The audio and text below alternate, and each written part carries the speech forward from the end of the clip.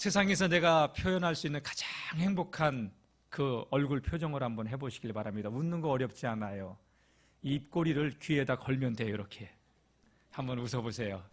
그리고 옆에 사람을 보면서 메리 크리스마스, 메리 크리스마스, 2층도 메리 크리스마스, 예, 메리, 성가대도 메리 크리스마스.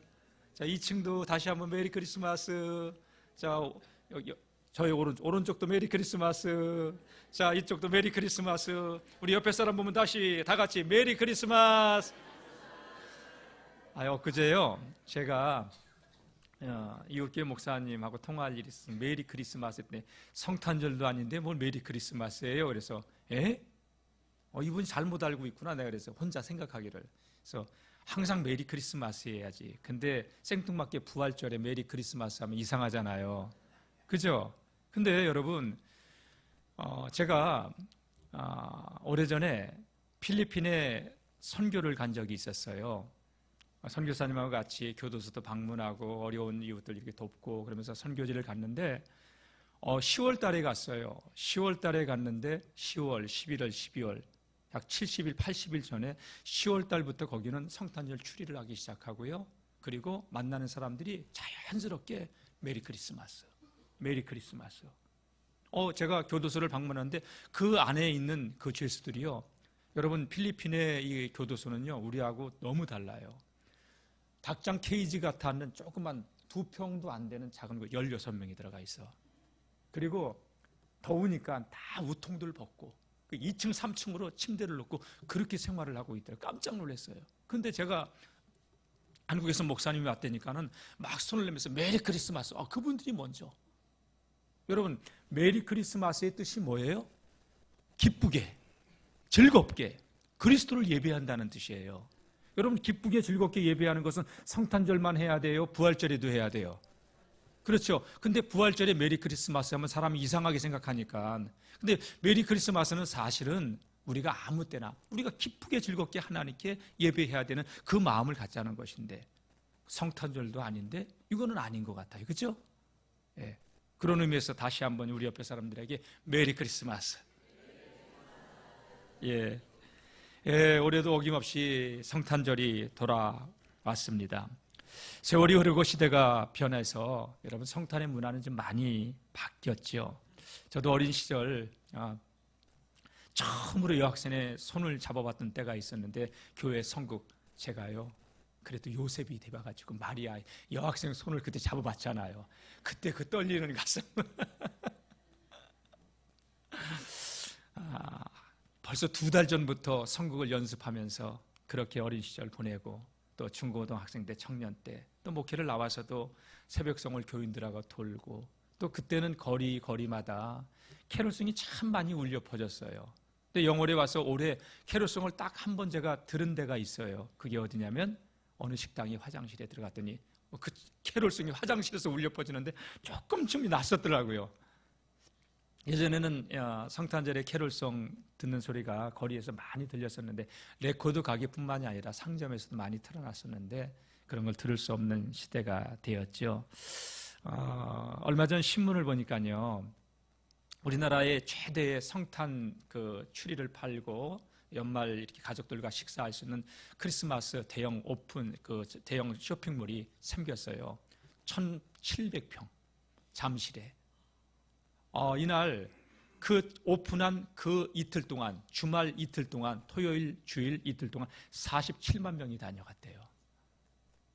깜짝 놀랐어요. 47만 명이 적은 숫자가 아니잖아요. 바글바글 했다는 거죠. 여러분, 그 사람들이 예수님의 탄생의 기쁨 때문에 거기 왔을까요? 자기들 엔조이, 즐기기 위해서 온 거지. 예수님이 태어났을 당시에는 예수님이 누울 곳도 없어서 마국간 말구유에서 태어났는데, 여러분, 구유라고 하는 거 어렸을 때 제 추억이요. 저도 구유를 청소를 많이 해봤어요. 소가 여물을 죽을 써놓고서 소가 먹고 난 거 아까 한 번씩은 청소를 해줘요. 그러면 여러분, 얼마나 지저분한지 알아요? 예수님이 거기서 태어났어요, 여러분. 한 백화점에서는 한정판 크리스마스 케이크를 파는데 한 얼마 정도 할 것 같아요, 여러분? 한 10만 원? 한 장판 안 만들죠, 그러면. 케이크 하나에 30만 원, 요만한 거. 야, 이게 근데 없어서 못 판대. 사람들이 그걸 사기 위해서 줄을 서 있다는 거예요. 그러니까 마음이 허하니까. 예수님의 탄생의 의미가 점점 퇴색되어져 가고 그런 이 시대의 모습을 바라보면서 많이 좀 안타깝기는 해요. 여러분, 성탄의 문화가, 크리스마스 분위기, 이 문화가 세월이 흘러서 시대가 변해서 바뀌긴 해도 그래도 결코 변하지 않는 것이 있습니다. 성탄의 참된 의미는 하나님이 우리를 사랑한 사랑에 담겨져 있는 줄로 믿습니다.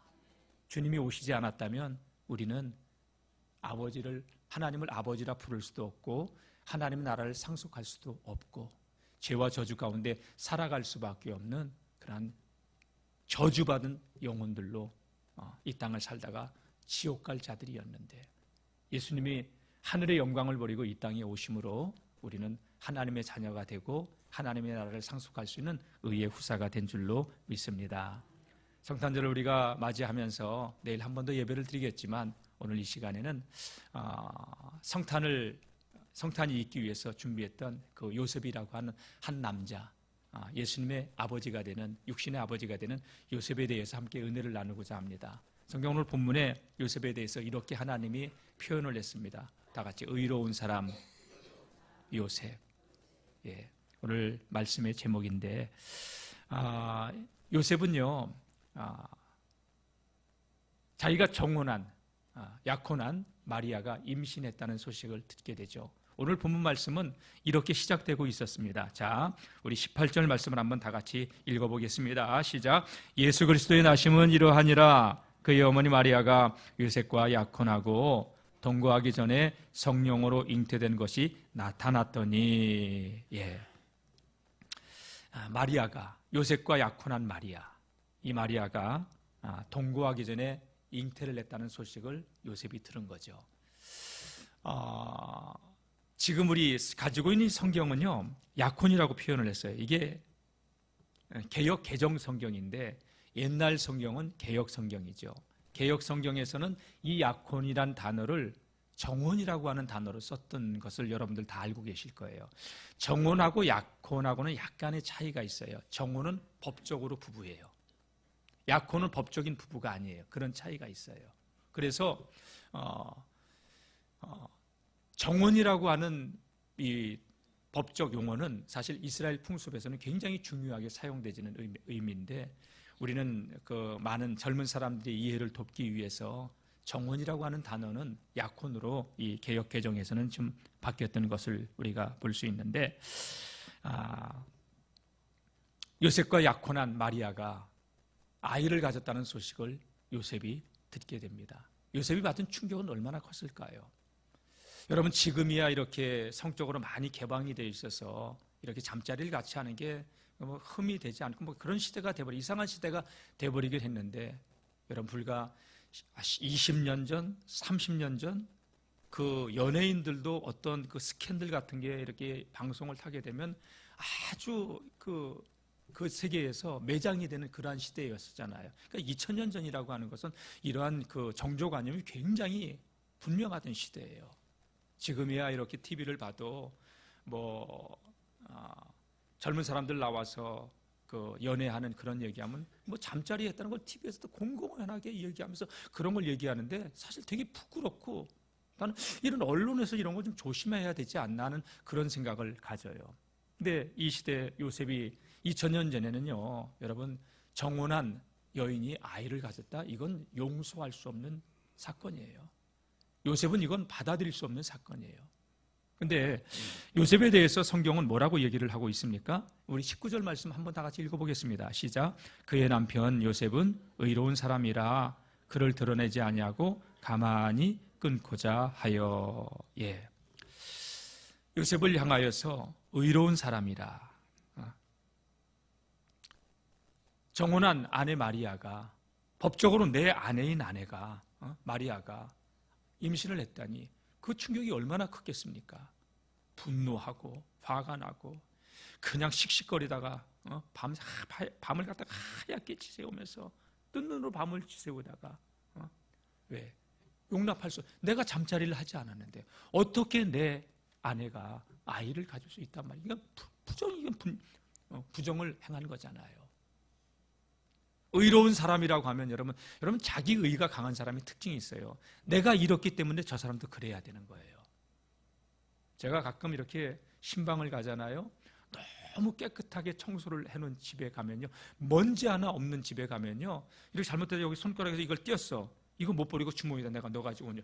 진짜예요. 예? 너무 그 집이 정결하면은 머리카락이 이렇게 하다가 떨어질 수 있잖아요. 이렇게 하다가. 그러면 이거 주워가지고 넣어가지고 온다니까요. 그러니까 너무 여러분 사람이 완벽하면은 주변에 있는 사람들이 좀 힘들어져요, 사실. 그러니까 조금 저처럼 그 허물도 좀 있어야 돼. 가끔 넥타이도 이렇게 삐뚤게 좀 하고 오고. 사람이 좀 그래야 좀 유도리가 좀 있어 보이지 않겠어요? 네? 여러분, 의로운 사람, 자기 의가 강한 사람, 자기 의가 강하다는 얘기는 뭐냐? 유대인들에게 있어서 성경대로 사는 사람이에요. 성경대로 살기 때문에 남의 허물은 용납이 안 되는 거예요. 내가 이렇기 때문에 저 사람도 그래야 되는 거예요. 근데 요셉을 의로운 사람이라. 근데 이 의로운 사람이라고 하는 이 단어 가운데 율법의 의가 요셉이 강했다면 마리아를 용서를 못하는 거예요. 신명기 22장 32절 말씀 보게 되면 처녀가 아이를 가지면 불륜을 저지르면 돌로 쳐 죽이라고 명시되어 있기 때문에, 여러분 하마스와 이스라엘 전쟁을 한번 보세요. 1200명이 이스라엘 민족이 하마스에 의해서 살해를 당하니까 이거 용서하지 않잖아요. 눈에는 눈, 이에는 이. 그게 율법 정신이에요, 여러분. 하나도 이상한 게 아니에요, 그들에게. 오히려 몇 배로 갚아주죠. 어떻게 나하고 정혼한 아내가 내 아이도 아닌데. 여러분 지금이야 의학이 발달해서 체외수정도 있고 인공수정도 있지만은, 여러분 이 당시에는 아이를 가졌다고 하는 것은 분명히 남자와 잠자리를 했기 때문에 아이가 가질 수 있는 거 아니에요? 요셉이 굉장히 고민을 많이 했을 거라고. 근데 요셉은요, 마리아를 용서하고 떠내보내요. 그냥 돌로 쳐 죽이지 않고, 사람들 앞에서 부정한 일을 행했다고 해서 그의 잘못을 드러내지 않고 덮고 그냥 파혼하려고 했던 것이었죠. 그래서 성경은 요셉을 향해서 의로운 사람이라고 표현하고 있죠. 여러분, 요셉을 의롭다고 성경은 기록하고 있는 이유를 보게 되면, 요셉이 자기 의가 충만한 사람이 아니라 하나님의 의로움이 있는 사람이었어요. 여러분, 하나님의 의는 이런 특징을 가지고 있어요. 하나님의 의는, 하나님은 공의의 하나님이에요. 공의의 하나님 앞에서 죄인은 절대 살 수 없어요. 진노받아야 되고 멸망받아야 되고 지옥 가야 되고. 근데 하나님은 공의의 하나님이신 동시에 긍휼과 자비의 하나님, 그렇죠? 사랑의 하나님이란 말이에요. 그렇죠? 그래서 하나님의 공의보다 사실은 하나님의 사랑이 더 커요. 그래서 우리가 여러분 이 시간도 오늘도 숨쉬고 살아갈 수 있는 거예요. 여러분 세상에는 참 악하게 살아가는 사람들은 아유, 하나님은 왜 저런 사람 살려두시는지 모르겠어. 그럴 때 있어요, 없어요? 저도 그럴 때가 있어요. 그런 나는 하나님 앞에서 잘 살고 있지도 못하면서 나는 그런 얘기를 내가 할 때가 있더라고요. 내가 똑부러지게 살지도 못하면서 나도 그러고 있더라고요. 내가 그럴 때마다 하나님이 나를 쳐버렸으면 내가 여기 서 있겠어요? 못 본 척 한번 눈 감아주고 용서해주고 기다려주고. 그렇죠? 왜 하나님이 악인들을 심판하지 않고 여러분 놔두실까요? 그래서 저는 이렇게 목회를 하면서 깨닫는 게 뭐냐면, 저렇게 악한 사람을 왜 하나님이 놔두실까? 왜 데려가지 않으실까? 저 사람이 살아있는 것 자체가 하나님께서 그에게 은혜를 베풀고 계시는 거구나. 아멘이죠? 여러분, 우리가 기도하지 않고 뺀질거려도 하나님이 그냥 기다려주잖아요. 여러분들 숨 쉬고 영혼이 육체 속에 깃들어 있는 이때가 그래도 하나님께서 우리에게 긍휼과 자비를 베풀어 주시는 때라고 저는 그렇게 감히 말씀드릴 수가 있어요. 다 같이 숨 쉬고 살아가는 것 자체가 은혜입니다. 아멘. 예. 우리가 잘해서 하나님 앞에서 똑바로 바르게 살아서 이렇게 제가 강단에 서 있고 여러분들이 이 자리에 나와서 앉아 있는 게 아니라는 거예요. 은혜가 있기 때문에 기다려주고 참아주고 돌아오기를 끊임없이 기다려주시는 하나님의 은혜가 있기 때문에 요셉을 의로운 사람이라고 했던 것은요, 여러분, 마리아가 자기의 아이를 갖지 않았어도 그를 죽이고 싶은 마음은 없는 거예요. 그의 허물을 그냥 그런데 하고 깨끗하게 정리하고 잊으려고 했던 것이지요. 여러분, 그래서 하나님께서는 요셉을 의롭다고, 왜? 율법대로 행하지 않고 사랑과 긍휼이 그에게 있었기 때문에, 여러분, 성경은 요셉을 의로운 사람이라고 표현하는 것입니다. 여러분, 의로운 사람, 의를 추구하는 사람들의 특징 가운데 하나는요, 따뜻함, 이 마음이 많이 부족해요. 반면에 마음이 따뜻한 사람은요, 의로움을 추구하는 데는 다소 좀 약할 수 있어요. 근데 요셉은 이 모든 것을 다 겸비한 사람이었습니다. 그래서 성경은 요셉을 향해서 의로운 사람이라 표현한 것이죠. 그래서 사실은 여러분, 요셉의 직업이 뭐예요? 목수잖아요. 뭐 당시의 목수들 잘 사는 사람이 아니에요. 하층 계급이에요. 서민이에요. 그런데 하나님은 그런 요셉을 눈동자같이 지켜보고 계셨던 거예요. 그것도 여러분, 예루살렘 사람이 아니에요. 저 북쪽의 변방 갈릴리 나사렛, 아무도 알아주지 않는, 여러분 말하자면 영월에 상동은 옛날에 광산이 있어가지고 60년대도 굉장히 유명했던 데라고요. 그러나 상동 옆에 다른데 뭐 지역 같은데 여러분 유명하지 않아요. 나사렛이란 동네는 아주 사람들의 기억 속에 인식도 안 되는 그러한 출신이었지만 하나님은 그러한 나사렛 출신의 요셉을 찾아오셨고 지켜보고 계셨던 것이었죠. 왜? 의로운 사람이기 때문에. 여러분, 하나님의 눈에 발견되지는 믿음의 삶을 살아가는 저와 여러분들이 될 수 있기를 축복합니다. 그래서 세상이 요셉은 주목하지 않았어도 하나님은 요셉을 주목하고 계셨고 예수님의 육신의 아버지가 되게 하신 줄로 믿습니다. 여러분, 세상 사람들이 우리를 인정해 주지 않아도 하나님은 저와 여러분들을 인정해 주는 믿음의 삶을 살아가는 복 있는 성도님들이 되시기를 주님의 이름으로 축원합니다. 예. 자, 이 요셉이 굉장한 번민 속에 사로잡히다가 이제 모든 걸 정리를 해야 되겠다.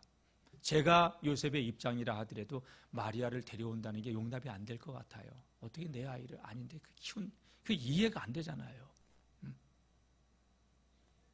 그래서 관계를 조용히 끊고자 했을 때 천사가 나타나서 꿈속에서 뭐라고 얘기를 합니까? 현몽했다고 그러죠. 현몽했다고.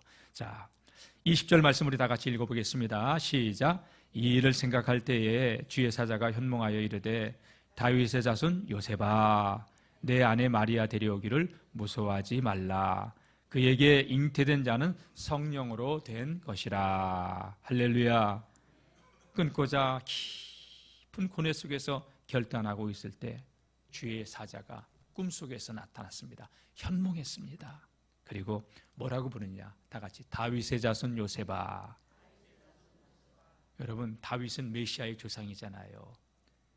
사도행전 13장 22절 말씀 보게 되면 하나님은 다윗의 이력서를 이렇게 한 줄로 딱 함축해서 표현했어요. 내 마음에 맞는 사람, 내 마음에 합당한 사람. 그래서 나는 내 뜻을 이룬다. 다윗을 통하여서 메시아가 이 땅에 올 것을 약속하셨던 거예요. 그리고 다윗은 이스라엘의 왕이에요. 요셉을 부르는데 다윗의 자손 요셉아. 여러분, 마태복음 1장에 족보의 이야기 나오는데 아브라함과 다윗의 자손 예수 그리스도의 세계라. 할렐루야. 세상은 주목하지 않는 요셉이었어요. 저 갈릴리 예루살렘의 이스라엘의 북쪽 땅 변방에 아무도 관심 갖춰주지 않는 목수, 초라한 가난한 삶을 살아가는 한 청년에 불과했는데 하나님께서는 그를 찾아오셔서 다윗의 자손 요셉아 이렇게 그를 부르고 계셨던 것이죠. 그러면서 내 아내 데려오기 겁나지, 화가 나지, 화내지 말어. 속상하지, 속상해하지 않아도 괜찮아. 내 아내 데려오기를 겁내지 마라. 너의 마음이 상했던 거 난 알아. 여러분, 하나님은 우리의 마음을 다 아시는 줄로 믿습니다. 예. 그러면서 이 요셉을 위로해 준 거예요. 그녀가 잉태한 것은 다른 남자하고 잠자리를 해서 아이를 가진 게 아니야. 성령으로 잉태된 거야. 그러니 내 안에 데려오기를 두려워하지 마라.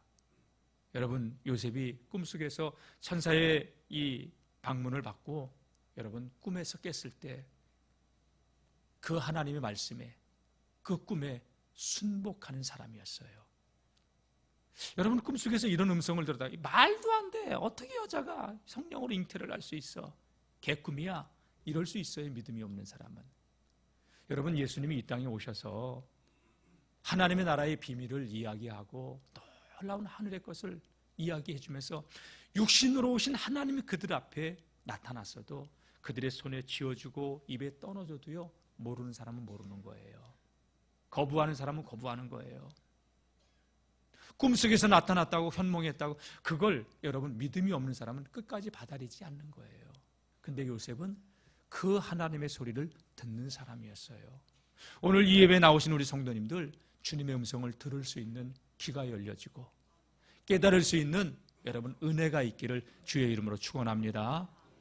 요셉은요, 천사의 방문을 받고 나서 그 마음속에 있는 모든 무거운 짐들을 내려놓고 의심했던 그 의심의 마음도 내려놓고 마리아를 데려오기를 결정한 것이죠.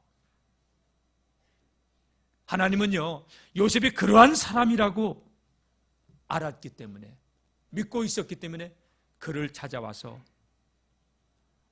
그와 약혼한 마리아에게 성령으로 잉태하게 하셨던 거고, 그리고 요셉에게 메시아의 족보에 이룰 수 있는 그러한 영예를 주시려고 하나님이 예비한 사람이었던 것입니다. 네. 자, 요셉은 한마디로 자기의 의로 살아가는 의인이 아니었어요. 의인이 아니라 하나님의 의를 덧입고 살아가는 그러한 믿음의 사람이었던 것이죠. 천사는 말했습니다. 무서워하지 말아라, 두려워하지 말아라, 낙심하지 말아라, 절망하지 말아라. 오늘도 주님께서는 이 시간을 통하여서 우리들에게 말씀하십니다. 다 같이 두려워하지 말라, 낙심하지 말라, 절망하지 말라. 하나님은요, 임마누엘로 예수님을 이 땅에 보내셔서 우리와 함께 하시기 때문에 어떤 환경 속에서도 여러분 하나님 함께 하심을 믿고 믿음으로 승리하며 살아갈 수 있기를 주님의 이름으로 축복합니다. 예. 의로운 사람 요셉은요, 하나님의 의로 충만했던 것이죠. 예. 자, 요셉이 이렇게 마리아의 수치를 덮고서 자기 집으로 데려옵니다. 여러분, 요셉은 마리아의 수치를, 허물을 다 덮고 갑니다. 하나님의 말씀을 그대로 믿었습니다. 하나님의 말씀을 믿는 저와 여러분들이 되시기를 축원합니다. 예. 그러면서 천사는 이야기합니다. 21절 한번 읽어보겠습니다. 시작. 아들을 낳으리니 이름을 예수라 하라. 이는 그가 자기 백성을 그들의 죄에서 구원할 자이심이니라 하니라. 요셉아, 마리아가 아들을 낳게 될 거야. 그 이름 다른 이름 지지 마라. 예수라고 해. 예수라고 하는 말의 뜻은 하나님은 구원이시다, 이런 뜻이에요. 구약 성경에 여호수아, 요셉 다 같은 이름이에요. 이게 여호수아, 호세아, 하나님은 구원이시다, 그런 의미를 가지고 있어요. 아들을 낳으리니 이름을 예수라 하라. 여러분, 요셉이 아이를 낳으면 아들을 낳게 되면 자신도 이름을 줘주고 싶은 그런 마음이 있었겠죠. 근데 성령의 지시대로 아이를 낳았을 때 예수라고 하죠. 저도 우리 큰애가 낳았을 때 이름을 전현진 이렇게 썼어요. 어떻게 보면 그 여자아이 이름 같기도 해요. 현진이. 남자 뭐 유명한 야구 선수도 있잖아요. LA.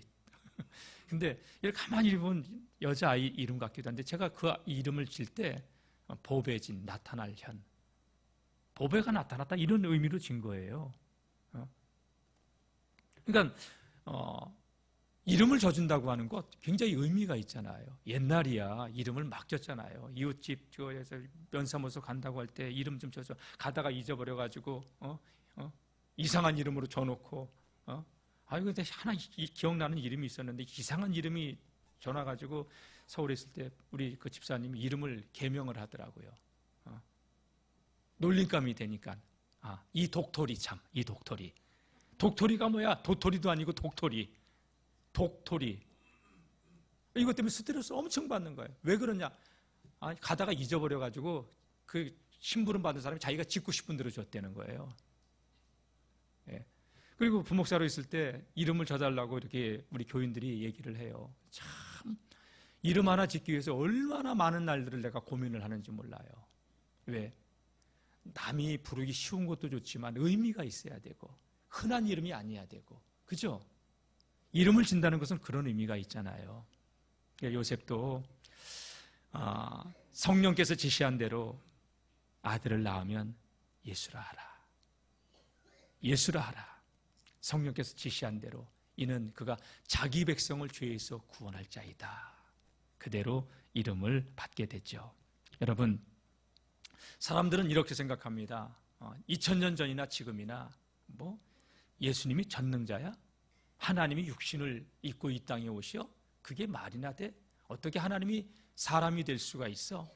그리고 하나님은 전능하시다고 하는데 어떻게 전능하신 하나님이 왕궁에서 태어나지도 않고 마구간에서 태어날 수 있어? 여러분 그렇죠? 예? 그래서 정통적인 그 유대의 종교 지도자들은요, 예수님이 메시아는 로마의 압제에서 고통받는 우리를 해방시키는 정치적인 메시아로만 생각했기 때문에 유대 땅 그 나사렛 출신 목수의 아들 예수를 인정하지 않았던 거예요. 그리고 예수님이 어울렸던 사람들이 다 여러분 그 주변에 인정받지 못하는 삼류 인생들을 살아가는 사람들의 세리, 창기, 그리고 예수님의 제자들이라고 하는 사람들이 누구예요? 다 갈릴 출신의 어부. 그 가운데 하나는 세리이기도 했고. 그러니까 유대의 지도자들은, 종교 지도자들은 예수님을 용납할 수가 없는 거예요. 그리고 어울리는 사람들 보면 세리들이 집에 들어가서 먹고, 가난한 자, 병든 자, 이런 사람들하고 친구만 하고 있으니까, 왜?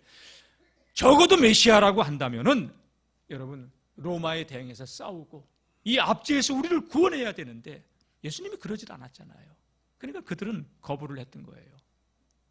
적어도 그들이 가지고 있는 메시아가는 아니었어요. 그래서 예수님이 육신을 입고 이 땅에 오셨어도 그들은 인정하지 않았던 거예요. 거부했던 거예요. 외면했던 거예요. 여러분, 저는 이렇게 목회를 하면서 느끼는 것 가운데 하나가 뭐냐면, 다시 예수님이 이 땅에 2000년 전처럼 오신다 하더라도 이 시대에 우리는 예수님을 외면할 수 있다는 생각을 해요. 몰라볼 수 있다는 생각을 해요. 왜? 우리가 생각하는 구원자와 예수님이 2000년 전에 오셨던 것처럼 오신다면 우리는 아무도 인정하지 않을 거예요. 여러분, 주님을 주님으로 알 수 있는, 믿을 수 있는 지혜와 통찰력이 있기를 주님의 이름으로 축원합니다. 어떻게 하나님이 마귀에게 시험을 받고 십자가에 죽을 수 있어? 말도 안 돼. 어떻게 알파와 오메가 되시고 창조주가 시간과 공간의 제약을 받는 인간의 모습으로 올 수 있어? 말도 안 돼. 여러분, 이거에 대한 한마디를 갖다가 저에게 묻는다면 어떻게 예수님이 그렇게 나약한 인간의 모습으로 오실 수 있느냐? 다 같이 자기 백성을 죄에서 구원하기 위해서, 그래서 하나님이 육신의 몸을 입고 이 땅에 오신 거예요. 사람의 태를 빌려서.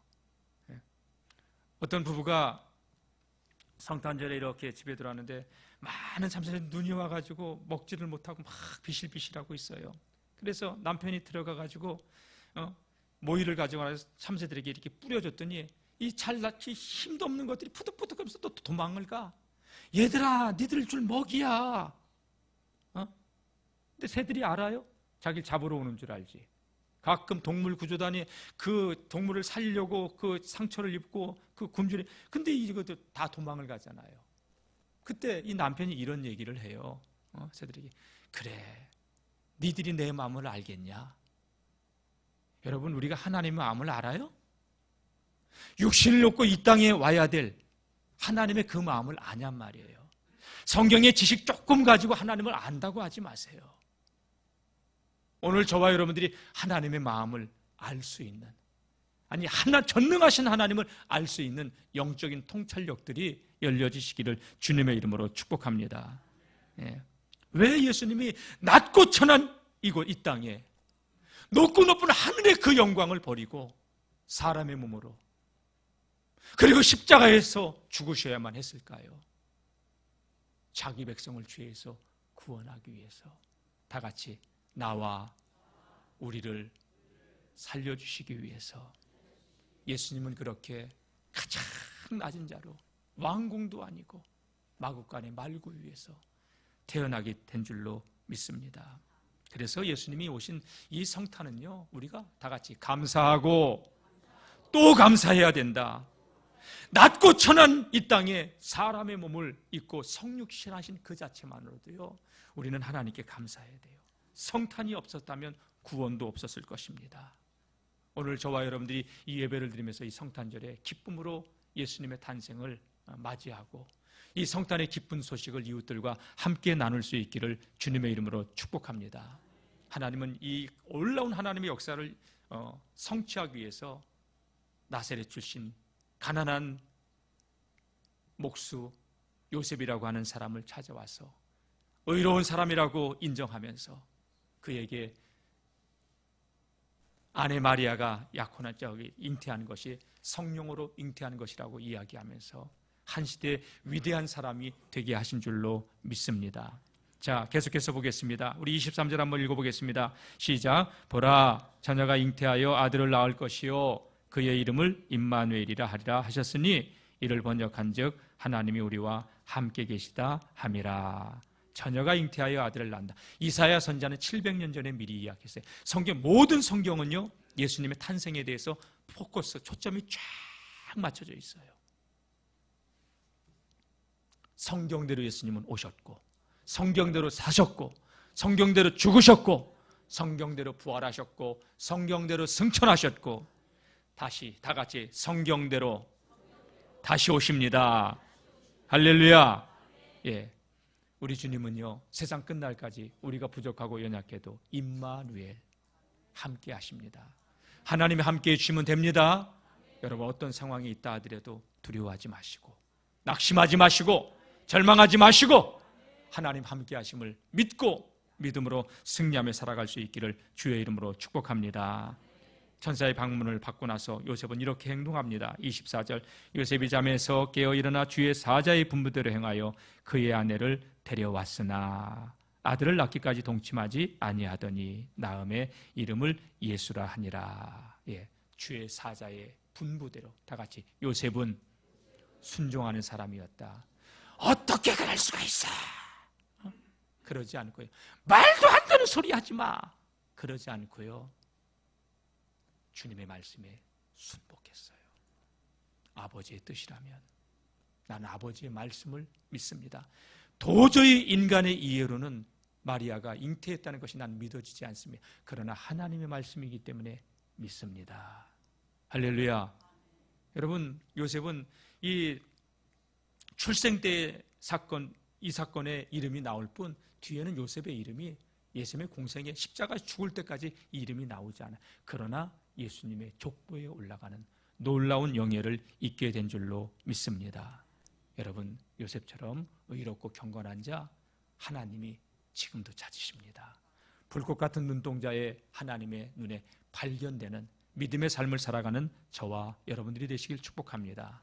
한번 따라해 봅시다. 주님, 나를 사용하여 주옵소서. 내가 여기 있습니다.